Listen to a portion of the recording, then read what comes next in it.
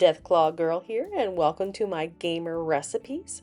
Soon I'll be heading to the kitchen to cook up something good, but before that, this video is sponsored by these free ebooks and audiobooks, Shades of Grey, an apocalyptic science fiction series, and Monster of Monsters, a sci-fi horror. Find the link in the description. Want more? Like, subscribe, and leave a comment. Now let's go get cooking! And this will be the very first recipe for the Not yours, nachos. And today I'll be preparing MIRELURK steak nachos and swamp horseradish sour cream. And of course our main ingredient is going to be this fine specimen of a MIRELURK. Now if you don't have MIRELURK available or for some reason they're out of season, you can always use beef.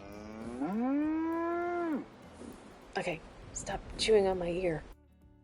To begin with, you're going to need some type of cooking pan or plate or cookie sheet if you're making a big batch. I'm making just a batch for me, so I'm actually using this cake pan. I've placed parchment paper in the bottom to kind of help with cleanup, and I've selected yellow corn chips.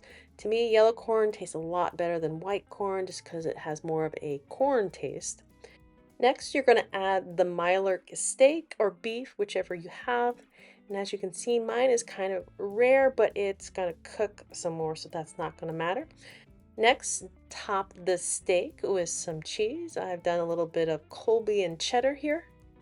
Preheat an oven or toaster oven to 350, and then put the pan or cookie sheet in the oven and bake for at least 5 minutes. If your steak is rare like mine, you're going to start checking it till it gets to the point of how you like it.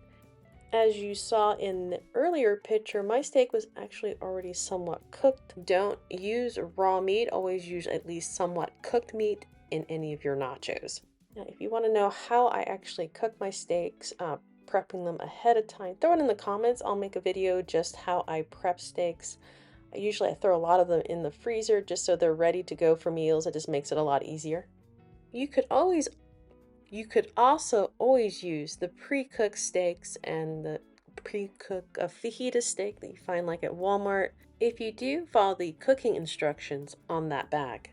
And if you are dealing with a raw or somewhat raw meat like I am, make sure you wash your hands after handling it. And while the nachos are cooking, we're going to work on the swamp horseradish sour cream. Now, ideally, you would use wasabi. It's already got the coloring that you want, but I'm going to show you how to make it with just regular horseradish. I really like this Silver Spring prepared horseradish. So I usually go to about 1/5 or 1/6 to sour cream.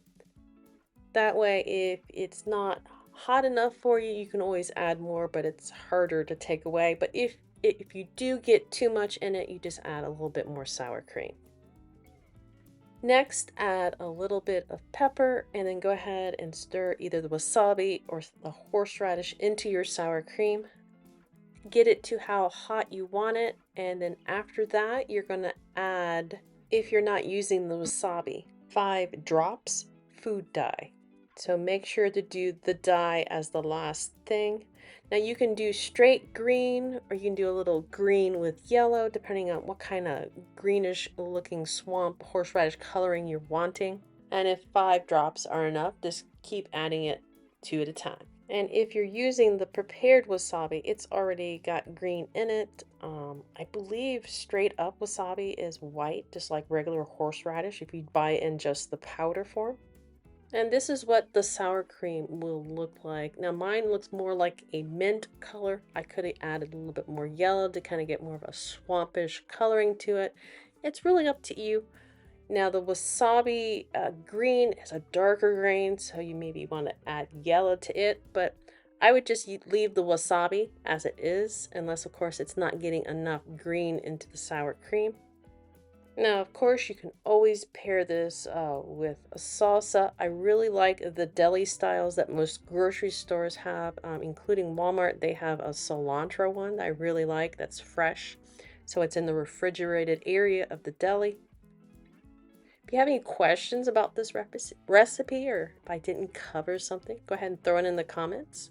I'll leave links to a few of the items I've mentioned in the description, and you can go check them out at Walmart. Otherwise, that is it for this gamer recipes. Also, go check out my Wasteland Radiated Chips. It was my very first gamer recipes. Bye for now. Happy gaming and happy eating. I'm gonna go eat my nachos now.